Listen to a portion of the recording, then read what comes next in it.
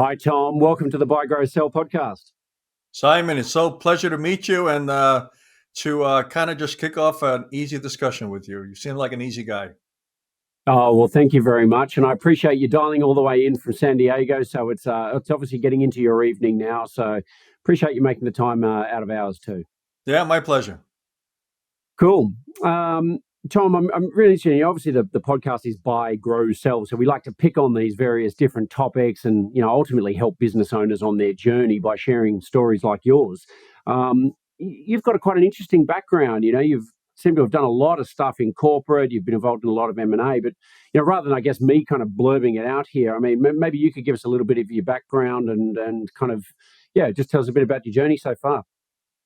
Yeah, so started off in Fortune 100s just out of college. For the first company I worked with, I was on a M&A team where we bought a large organization, and then I went to a third company from there, second company, no M&A activity, third company. We had a global merger where I actually managed a merger office. That was about a $2 billion merger. And then went through a fourth company, and our strategy was a consolidation strategy. So we did a lot of acquisitions in emerging markets as part of the consolidation of a market. And then I went on my own. I started my own business, which was my third greenfield, but the first one on my own dime. And then I actually did that in about 11 years later. So Yeah, well, just about every stop, I was buying or selling or doing something. yeah, cool. I'm already scrambling, thinking how are we going to pack all this information into an hour or so. No, that's great, Tom. And I'd love to touch on your own business, and maybe we can get to that in the conversation a bit. But I was interested when I saw your profile that a guy who's kind of done the type of corporate M&A that you have, you must have seen so many different types of deals. You've bought lots of different types of businesses, and I guess for the audience, people who'd be listening to this, a lot of them might be business owners. Many of them might be imagining what a good exit would look like, and it may well be selling to one of the sort of type of corporates that you used to work with. So um, I'm wondering if you can maybe take us through some of the kind of, I don't know. Let's talk about some of the principles about buying a business and what you might typically look for when a deal surfaces. Well, to kind of put a different twist on your question is look, if you're starting a business, always start the first day and to say, okay, how am I going to exit? A lot of people kind of start a business and then, 5, 8, 10 years into it, they say, well, I think I want to exit. Yeah, And then that's not the time to start thinking about exiting. I mean, really, when you get the first week, the first month that you're in business, start developing your vision, start developing your strategic plan to say, okay, I'm going to exit in 10 years. I'm going to exit. And how am I going to exit? Am I going to exit by taking a company public? Right? Or am I exiting by selling a company private, or just what type of exit mechanism will I have? And start thinking about that from day one. And look, when you're buying a business, everybody wants to buy a business, and the evaluation is always on EBITDA, right? I mean, numbers are numbers, and everybody looks at the EBITDA and says, okay, and then you assign a multiple to that EBITDA. And the yeah, multiple is really the strength of the brand. yep, How fast. And so when multinationals are looking at a company, they want to know, look, what am I buying? Am I buying a very strong brand? Am I buying a customer base, which is going to be a much lower multiplier, because that you can always lose. But what am I buying? Am I buying a guy who's a one-man show, and he's the genius and does everything, and then when he's out of the picture, what's going to happen to that business? So really, what am I buying? And what you'll pay a multiple for is a very strong brand. yeah. And that's sustainable. So even when you take the owner out, even if you lose one or two customers or three customers, you still have a sustainable business. So when you're building a company, from day one, and you want to exit, make sure you have a sustainable brand that is going to be sustainable when you're out of the picture. Yeah, yeah, great advice. Um, I'm always curious, and obviously we're involved in a lot of different transactions where we're helping business owners who are selling as well. And I guess people get on Google, they read news articles, they hear different stories about deals being done. and I guess everyone likes to point to some of the stories where somebody got a 20 times EBITDA, and these huge sort of numbers, and they're fabulous deals. I think everybody gets excited about reading about stuff like that because it's just interesting. But in my experience, deals are always a bit different. When rubber's hitting road and you're kind of in a deal negotiating, from the sell side, they want the highest possible price, and they're talking up all these strategic levers. And this is why this business is worth so much more to you, Tom, and your company. And of course, as the buyer, I think buyers obviously just naturally want to pay as little as possible within reasonable fair grounds and all the rest of it. Um, but getting people to, particularly sellers, to understand that buyers might see strategic value in your business, but then they often, well, in my opinion, in my experience, they've often, that's something that they're bringing to the table as well. Like yes, your business, we could do a lot with your business, but that's value we bring. They're not necessarily willing to pay these ridiculous multiples. I shouldn't say ridiculous. I mean, lovely. If I could get a 20-time multiple for my client, it's a party for everybody. But but business owners, there's this element of, well, what is possible? Yes, it's possible, but what is realistic? And I don't know, have you got an opinion around that, or can you share any insights around this negotiation piece and how to narrow down on that multiple a bit more? Well, let's start with the fact that, and I don't know what the percentage is, but it's fairly high. Like, I don't know, about 6 or 7 out of 10 mergers fail, and they never deliver the value that people assume that, will deliver. So it's a high ratio of failure. Can I jump in on that Yeah, please. statistic quickly? And I'm sorry to interrupt you, but and let's just go with the stat for a moment. But I want to clarify. Are you saying they're failing as in the deal fails, and this is an important point, as in it doesn't get off the ground, or deals go through, but in the end prove to be a bit of a failure because the value is not captured? The deals go through, but they are, they overestimate the Yeah. value that's going to happen through that transaction, and it doesn't Yes. materialize as much as you can. I mean, Yeah. the one that Yeah. comes to mind is, Microsoft paying a bundle for Ericsson, and Yep. then, they went into the phone business for what, 4 years, and then they Yeah. shut it Yeah. down. I mean, it's like, Yeah. talk Yeah. about Yeah. talk about that failure. I mean, I never understood that one, but so when I look at an acquisition, and we're looking at that EBITDA multiple that you speak about, from a buyer side, what the discipline that I always try to instill is to say, look, calculate the synergies in, below the sales line, right? So if you have synergies in fixed cost, if because you have maybe some payroll deductions, maybe some real estate deductions, synergies in other parts of the organization, maybe in sometimes something in the cost of goods, because of bulk volume or something. So if there are synergies in the acquisition below the sales line, those are surely you can calculate into the valuation process. A lot of Yep. people make a mistake of saying, okay, well, we're going to get sales synergies, and we're going to have, because we're going to actually put their products into our distribution model or into our marketing, whatever. All of a sudden they start seeing synergies in sales, and that may or may not be there. But like you said, for God's sakes, don't pay for that, right? In fact, don't even count on that. So if it does benefit, it does come through, well, let's have a party. Yep. But don't count on it, because that's where a lot of people overvalue, and those synergies never materialize. Yeah. Yeah. Yeah. That's it is interesting. Out of curiosity, can I ask what would have been one of the sort of what are some of the multiple ranges you've seen in some of the deals you've done? Well, I was in consumer goods, so anywhere from 8 to 12 EBITDA on consumer goods was a healthy range. Yep. But look, if you look at the technology mergers, I mean, you got Yeah. EBITDA's 60 or 70. I mean, I don't know where Yeah. these numbers come from, but somebody somewhere, I guess, is justifying it. But in the Yep. consumer goods section, that was between 8 and 12 was something that was a reasonable number that you looked at, and then you kind of massaged it. Yeah.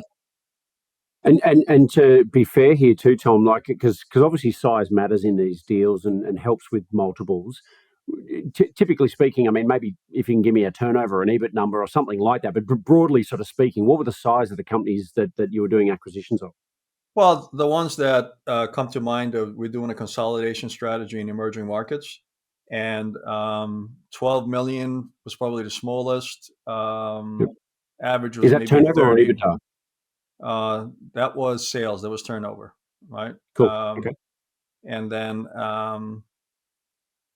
I think the largest was about, I think maybe over 100, a little over 100 million.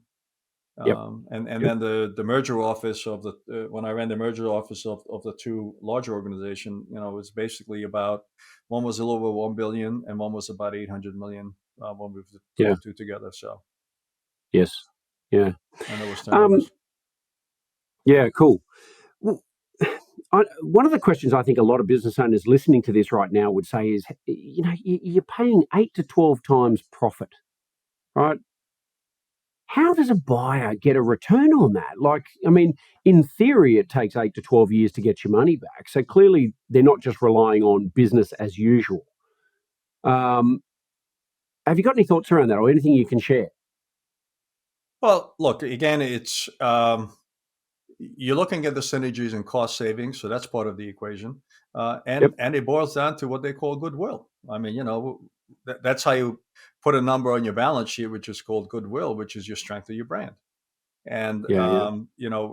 when you're buying a brand, that's what you're buying. You're buying the strength, and that will continue to grow. And you're not buying a brand that's looking to decline. You're not buying a brand that's stagnating. You're buying a brand Yeah. that continues to grow. And a healthy, even in consumer goods, a healthy brand is going to be growing at 17, 18% CAGR, right? Computed Yeah. annual. Okay, yeah. Compounded annual growth rate. Yep. Yeah, Yeah. CAGR. There Cool. you go. Yeah. Yeah. And 17, 18% is a healthy growth rate. So that's Yeah. why you're For sure. paying the multiple. Yeah. So there's a good story there. One of the things that we've sort of kicked around on this show a little bit is if you're selling to a listed entity over a private company, listed entities have the ability to kind of do this EBIT arbitrage kind of idea where, hey, as a listed company, we're trading at 30 time multiple on the stock exchange. If I can buy this company over here at 10 times, 5 times, whatever, right? But if I'm paying 10 times for a private company, by the time I take that company and put it through the wash for 12 months and it's now absorbed into our numbers, well, there's a natural arbitrage there because that smaller business is now trading at our better multiple. Um, do- I'm curious. I mean, is that as a corporate M&A guy? I mean, is that kind of approach, does that factor into the thinking at all? Well, I'm sure it factors into the thinking, but there's two dangers with that thinking.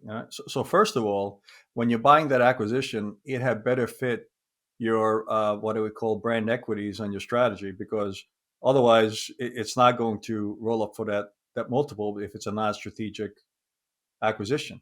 Yep. If it's just a tactical acquisition, I don't think that washes. And second of all, uh, that's not, that's maybe in your back of your mind, but if you use that to justify the acquisition, Yeah. then I think again it's one of those where you're making an assumption that may or may not become true, because look, you may be trading at 30 multiple because the market is booming, but Yeah. what if the market is a market correction, 10, 12, 15%, then that 30 multiple no longer works anymore, because now there was a market correction and your mother company is valued at much much lower multiples. Yeah. So, Yeah. I wouldn't use that to justify the acquisition. I mean, yeah, that's nice to have on a back end, but I wouldn't justify that. Yeah, yeah. I guess a bit like going into a new strategy for tax purposes. It just doesn't make sense to base it purely on a little quick financial calculation. Um, yeah, that's interesting. And so, typically speaking, when you're sort of engaging in these transactions, how long would they normally take from a deal pops up on the radar, somebody has an early conversation with someone through to you know due diligence done, contracts finished, everyone's signed, it's bedded down, it's finished. And these were not large acquisitions. These were in the 30, Sure. 35 million range, and they Yep. took 6 months. You know, Yeah. eh, Yeah. Yeah. You know, one of the things, especially if you're buying private companies, one of the things that we were doing is we're consolidating and we're all buying, companies that owners started. And they were maybe 8, 9, 10 years into it, so they had a lot of pride into it. So there was a lot of courting going on in the beginning, just to get to know the individual, just to warm up. Several meetings. It wasn't like, hey, we're here, and look, one of the reasons we were successful is because our competition really took a very different approach. They would come in and they say, hey, Simon, we we really love you. You did a great job building this company over the last 10 years. We want to buy 51% now. We want to know how to get 200 in the next 2 years. um, and yeah, it's been nice knowing you. and Yeah, yeah, yeah, and you probably put your blood, sweat, and tears in it over the last 10 years, and that's really not the best way to start off, right? So yeah, we had a yeah. slightly different approach where we really courted with people, and we were even willing to go in with 50-50 with somebody. Yep, There was one guy in Serbia who was a younger guy, and we just judged his personality to say, look, he's never going to survive in a larger structured environment. So we're willing to go with 50-50 with him, um, with some options that we can exercise to get to 100, yep, because we knew that over the next 3, 4, 5 years he's going to want to get out and sell anyway, because yeah, he doesn't want to, he's an entrepreneur, and he doesn't want to be in that type of corporate structure. And sure enough, that's exactly the way it played out, right? So yeah, you kind of have to really go in there, understand who the seller is, what is motivating them to sell it, why they're selling it. They want to sell 100% now. yep, Do they do they want to stick around for a little bit? Sometimes you want it to stick around for a little bit. Sometimes you don't want to buy yeah, 100 right away, because you want that transition.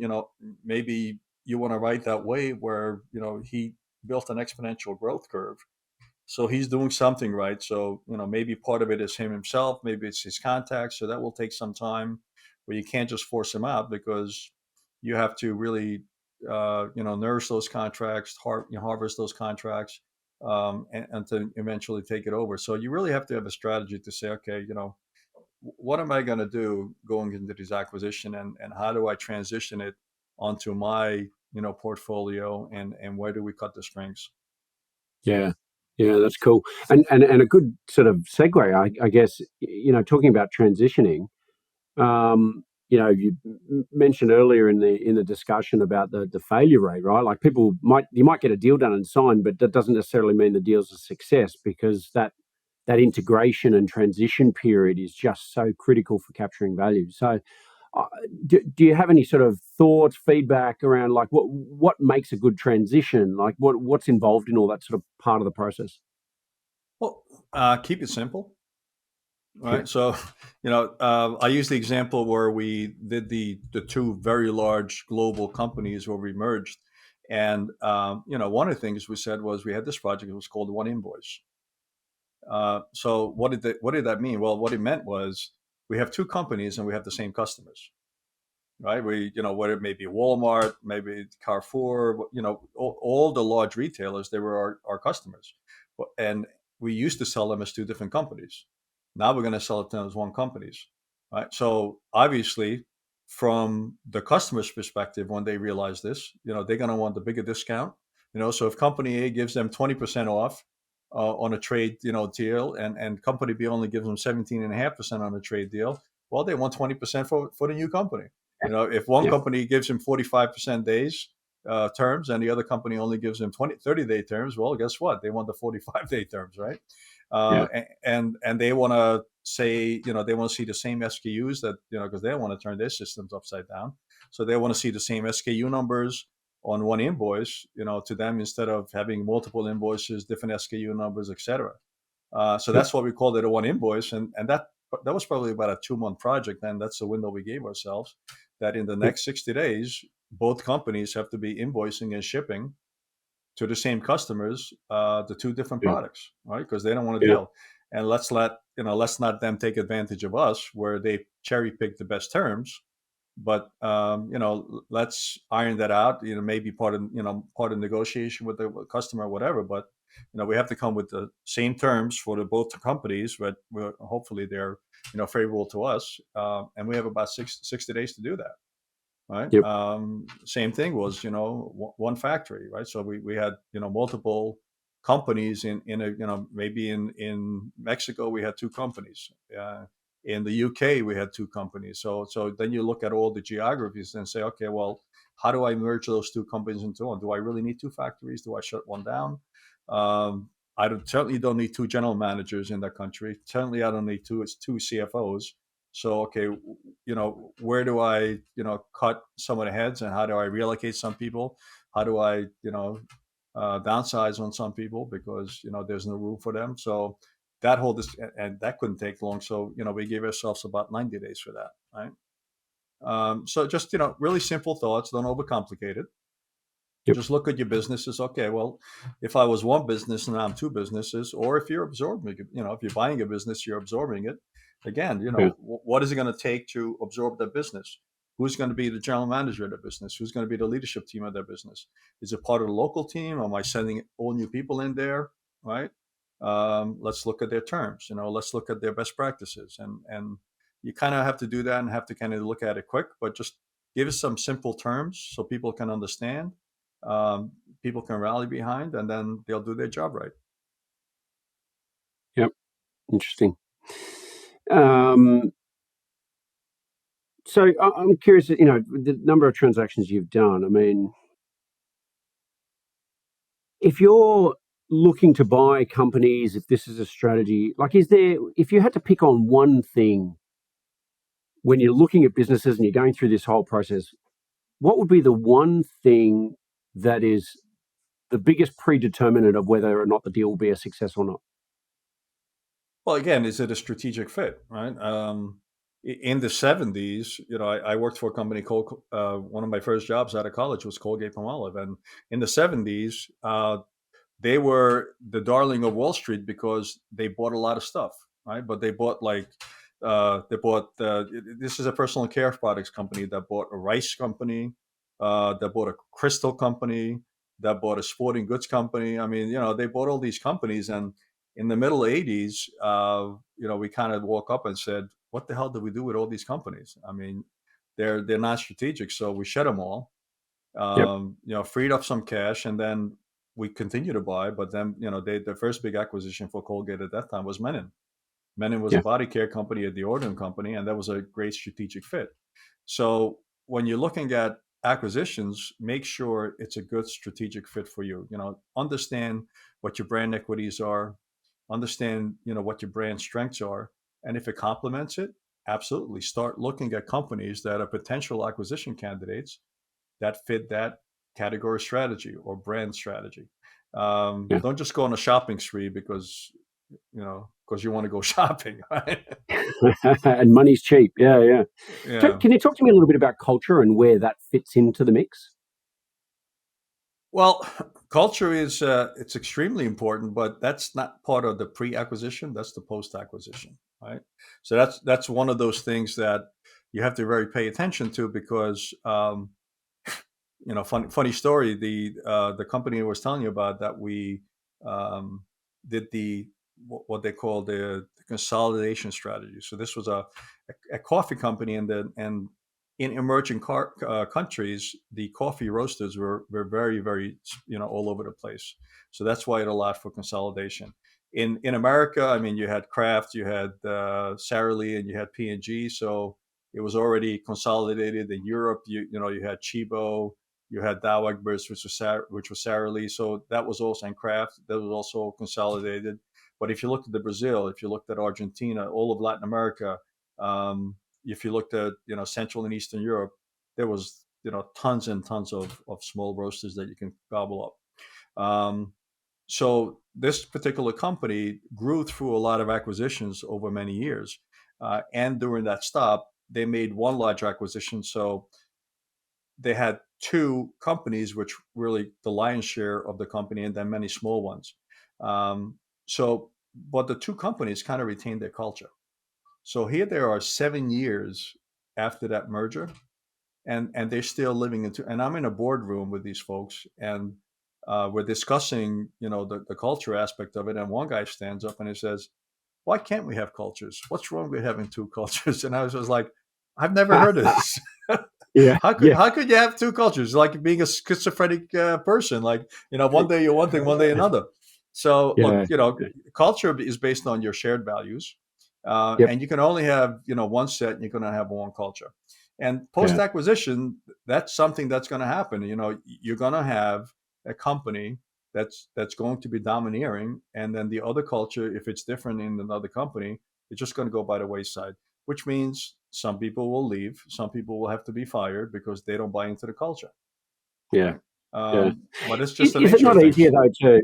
Is it not easier to assess some of that, or do you not factor some of that into that pre-diligence kind of checking to say, hey, like, do we have some alignment here, or is this going to be, like a complete, oil and water mix here? I mean, is it surely some alignment around culture will make that transition a lot easier?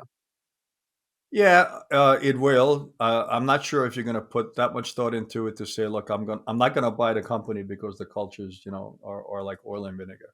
But look, if I would say to you is if you're looking for companies with brands that fit your category and fit your strategy, I would suspect that the culture is not going to be that much different, right? Um, if you're buying or trying to buy a company which is in a totally different market, a totally different category, a totally different product portfolio, then maybe it is going to be a very drastically different culture. But I say Yeah, then in that case, you shouldn't be buying it anyway because it doesn't fit your yeah, strategy yeah, or your brand strategy or your categories. yeah. I get, that's a good point. I guess over a certain size, there's a certain level of corporatization that goes on that kind of makes a lot of companies look similar anyway in a lot of ways. It's Although I've certainly seen at the other end, I've seen clients and companies. Well, certainly have people in their show even that have, they've done the deal, and then that cultural fit's come to kind of bite them in the end. And I think too, like I think maybe people convince themselves, oh, it'll be okay. We'll make it work. We'll make it work. We want the deal. And then later on, they've gone, this is terrible. And I've even had founders who've said they've walked out on their earnouts because they just said, I hated it so much that I was willing to just let the money go because I just couldn't stand being there. And I thought, well, that's a horrible situation to be in. But I always thought when I hear that, there must have been some precursors for them that they could tell maybe, or signs that it might be a bit more of an uphill battle. Well, look, the other thing is, a lot of companies have cultures, but it's a culture that's not working because it's not really, it may be just a poster on the wall. It may be a nice slogan on your website. But Yep. when you really are living inside the organization, you may find that culture is not really prevalent. It's just Yeah. words. It's not really Yeah. being lived. So, and guess what? It's probable that a company that actually lives its culture and it lives its shared values, it's probably going to be a lot more successful company that has make believe ones. And the Yeah. successful company with the good culture is going to end up buying the one that kind of has a make believe culture because they're probably not going to be as successful anyway. So I think Yeah. that kind of Yeah. goes hand in hand. But you have to again be honest with yourself. We were trying to buy a company in Brazil, and we had everybody in the room, and we went around the room. One of the things that we did always is before we pulled the trigger on any acquisitions, we went around the room and we had all the players there, all the decision makers went around the room and say, okay, yeah or nay and why. And in this particular situation, we had two guys who were representing the local team. They were the CEO and the CFO. And then we had a guy who was corporate strategy, another guy corporate acquisitions, and a lawyer, the CFO, myself, and my boss. And we went out in the room, and everybody worked hard on this acquisitions. We spent about 3 or 4 months on it. So everybody wanted it, right? We said, look, strategically, it's a fit. It makes all the sense in the world. So we went out in the room and everybody said, yeah, except for two people. The local CFO and the local CEO said no, because we have other priorities. So it came to me for my vote, and I said, this makes no sense to me. Yeah. Strategically it makes sense. You know, you should do it for all the right reasons. But if the two guys who are going to make it work are not for it, why would you do this? Yeah. Yeah. Right. Exactly right. Yeah. So I voted no. I mean, and everybody got, oh, that was, Tom, why are you being so political? I said, I'm not being political. I'm just being a realist. I mean, Yeah. yeah, we all wanted it. We all worked hard for the last 3 months. It's a shame. But if the two guys who are going to make this work, you're not going to manage this remotely. You're in Israel, I'm in Holland, and then two guys in Brazil are not going to put their heart and soul into it. This will never going to work. Then you're going to waste your money. So why bother? Don't even start. Yeah. So Yeah. Yeah. That's I think a great perspective. Um, So and a lot of this sort of stuff is around leadership culture is no doubt what you get involved in a bit these days. And I guess we'll get to talking about what you're doing now. And I know you've released a book and things like that as well. But can we touch on a little bit here? You talked about going off, your third greenfield. You went into business for yourself after all of this, and I think you said it was for 11 years. Can you give us a quick précis? What was that business about, and what was the approach? Did you start it? Did you buy something to start with, or how did you go about that business? so that I had two greenfields under my belt for Fortune 100s, and then at that time we had a strategic alliance. The company I worked at had a strategic alliance with one of the largest coffee roasters in Italy, which is called Lavazza. And Yep. Lavazza had really in Italy they managed the entire supply chain, but outside of Italy, they always had local partners. And in fact, we partner up with them so they would have one-stop shopping in all emerging markets. So we represent them in Latin America, Central and Eastern Europe, and the Middle East. That's why we had that memorandum of understanding with them. And then they, for personal reasons, I wanted to go back to the U.S. I was an expat for about 20 years, so this was one way to get back to the U.S. And I set up my own distribution business in Northern California, actually all of California. And it was just leveraging that relationship with Lavazza and starting a distribution business in California. So, it's not something that I would have done, off snap my finger. I think I open my own Yeah. coffee distribution company, but it's just, There you you know, go. using, being in the business, so understanding the business and having that relationship, it made sense, all the sense in the world to me. And the reason I picked the spot was because if you looked at just, coffee consumption, the Northern California area, they're almost like, Serbia or Denmark or Norway. They just drink a lot of freaking coffee, right? So, you know, consumption numbers said that's a good place to go. Yeah, no, that makes sense. Yeah, and I guess as an entry strategy, having that relationship and existing client is an operating business. It's not like you had to come up with some idea and go out and try to find customer number one and how does this all work?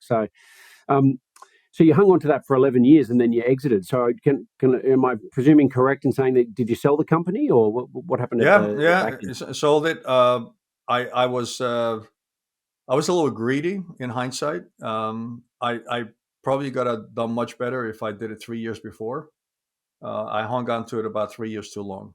So I did Okay. sell it, but I could have got a much higher multiple if I sold it 3 years before.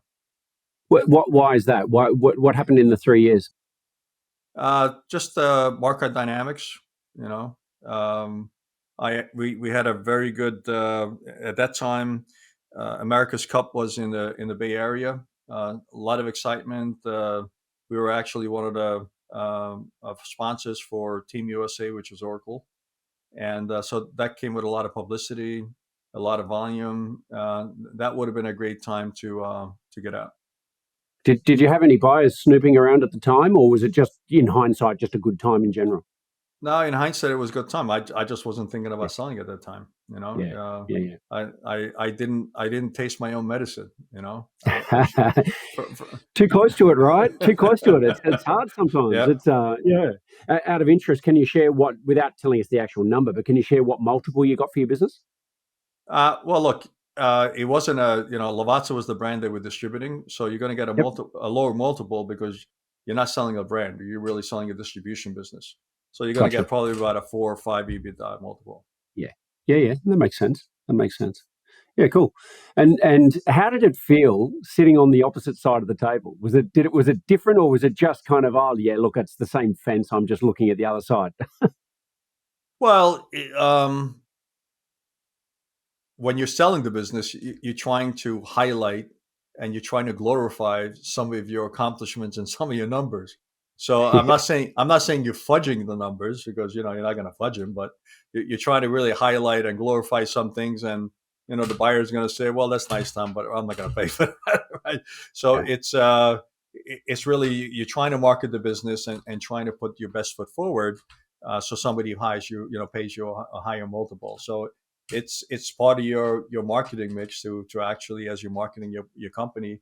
Normally you would be marketing your company for selling your products or marketing your products. Now you're marketing your brand, for somebody to actually buy it. So yeah. it's part of the marketing Yeah. mix. Yeah. Can I ask, at what point? So from where you sold, did at what point did you make the decision to sell? And did you have much sort of a runway? Did you have to spend some time gearing yourself up for that sale, or was it sort of fairly quick? Um, well, it wasn't that quick. I think it took about 6 to 9 months until I Yeah, finally got out. yeah. I was actually, we were in one of the potential buyers that fell through. My wife was all ticked off at me because we're in freaking Hawaii on a vacation with my two daughters, and my phone is constantly ringing about, can you send us this? Can you send us this? What's this? I was like, wow, what a tough time. And then the sale didn't go through anyway. And then Uh, somebody else, actually one of my competitors, bought my business. So okay, okay, cool. So a bit of a strategic fit there as well. So yeah, that makes sense. Tom, so you've gone on from there, obviously. Yeah, talk to us a little bit about what you're doing now, and perhaps you obviously wrote a book, which I'm keen to hear about. so right now it's more about giving back. I'm doing less and less. The book is C-suite and beyond, and it really captures a bunch of lifetime stories, both international, domestic, on leadership. And they may be personal stories, they may be business stories, and I call it the four keys to leadership success. And I find that if you have those four keys in your life, you're probably doing something right, and you're probably, things are working well for you. And if you're missing one or more of those keys, maybe you're having some struggles, maybe you're having some difficulties. And Yeah, it's just things that I learned over the last 30 or 40 years that worked for me. Then I kind of looked at other, I looked at companies, whether it's Apple or Microsoft or Nike or Coca-Cola, or you name it. Companies who are successful, they share those four keys, and people who yep, are successful share those four keys. yeah, So that's why I wrote the book, to give back, and hopefully other people can learn through my mistakes. yeah, cool. Without going too much into the book, because obviously people should probably go out there and pick the book up and have a read themselves. But from your own personal perspective, can I ask what does success mean to you?